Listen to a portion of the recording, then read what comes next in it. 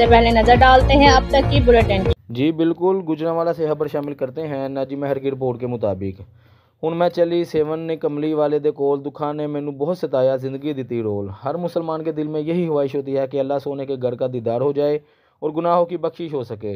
जो अल्लाह के घर में है वो बहुत ही खुश नसीब है और गुनाहों से पाक है। गढ़टल गोजरा से उम्रा की अदायगी के लिए जाने वाला काफ़िला, जिसमें शामिल मियाँ इमरान महर, मियाँ मनीर महर और अली महर, जो अपनी फैमिली के साथ अल्लाह पाक के घर में मौजूद हैं। इनका टेलीफोन राब्ते में कहना था कि हम बहुत खुश हैं क्योंकि हमने अपनी ज़िंदगी में अपनी आंखों से खाना काबा की ज़ियारत की और हजर असवद का बोसा भी लिया। उम्रा की शहादत भी हासिल कर ली। हमने ख़ास तौर पर उम्मत मुसलमा की सलामती और पाकिस्तान के अच्छे हालात बारे अल्लाह के हुजूर खुसूसन दुआ भी की। इसी नेक तमन्ना के साथ अल्लाह पाक हमारे अलावा जितने भी मुसलमान अल्लाह के घर में मौजूद हैं, इनकी दुआओं को कबूल फरमाए और सबको मदीना ले जाए। जी।